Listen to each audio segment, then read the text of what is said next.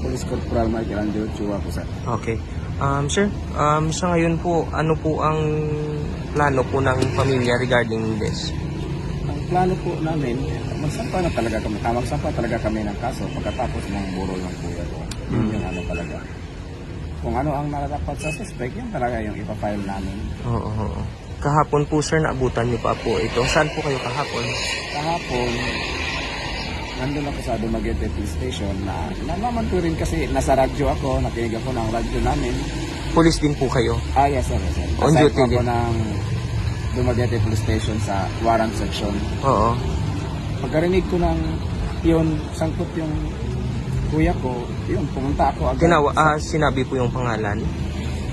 Sinabi po talaga sa akin kung nabaril yung kuya ko. Yun lang, yun. So, punta ako agad ng Sibulan kasi gusto ko talagang makita doon. Kaya yun, 3 na sila yung nakahimlay na. Nasa sasakyan. Nung naabutan nyo po, sir, bali, ano na lang po yung naabutan nyo? Wala na, may tama ng bala na. Nasa loob ng sasakyan. Ano po yung unang reaksyon nyo po? Papunta pa lang? Wala, hindi ko na talaga maintindihan yung reaction ko. Kasi pag-abot ko, wala eh. Wala na talaga. Yun lang, masakit, pero sige lang. Ganun naman talaga ang buhay. Kailangan naman natin tanggapin. Tapos kung ano yung nararapat, file natin. Yun lang. Galit po. Yung galit, andyan man talaga, hindi man yan mawawala. Kaso ngayon, nag-uluksa kami sa kapatid namin ngayon. Unahin muna naman yung kapatid ko. That time po, sir, kasi naka-duty din po kayo, hindi mo ba naisip na habulin yung suspect somehow or... Wala na sir, inuna ko na yung kapatid ko. Doon na lang ako naghintay. Tapos sinamahan ko sa ospital yun. Yun yung ginawa ko na lang. Nung nakita niyo po yung kapatid niyo, ano po yung tama? Wala, nasa ulo na tapos.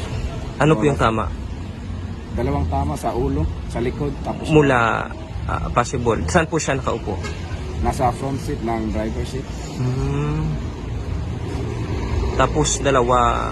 2 yung tama sa likuran. Wala na, nakaano na. Okay. So hindi na po siya nakalaban sa pag... Wala, hindi talaga. Kasi hindi man inasahan na papatayin siya. May baril din po yung kuya niyo po? Meron kasi naka-on duty yun.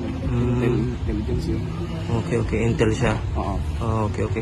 So, nung nakita niyo no signs of life na. Ano po yung naging reaction niyo po? Nilapitan niyo? Nilapitan ko talaga. Grabe ko. Kasi kapatid ko eh.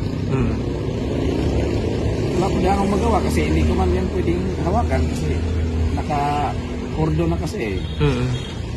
Yun, hintay na lang namin. Kapag sinabing kukunin yun na yun. Pagkatama niyo kukunin. Can you describe po yung kuya nyo? Ano po yung pagkakilala nyo po sa kanya? Sa makikita naman sa tao eh. Kasi kagabi, hindi ko nga na-expect na ang dami-daming taong pumunta. Akala ko yung pinunta. Yung iba kasi pero yung kuya ko lang pala talaga yung pinunta. Hindi sila makapaniwala doon. Sa nangyari kasi wala naman yung yung kuya ko eh. Walang libong.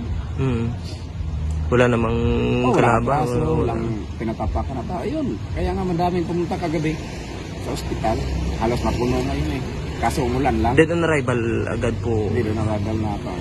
Nung nakita niyo po una, alam niyo po talaga na hindi na Wala na kasi 2 tama sa ulo eh. Saan po yung may lapos pa po ba? Sa mata yung isa, tapos yung isa dito sa may baba. Dalawang entrance? Dalawa talaga? Dalawa talaga.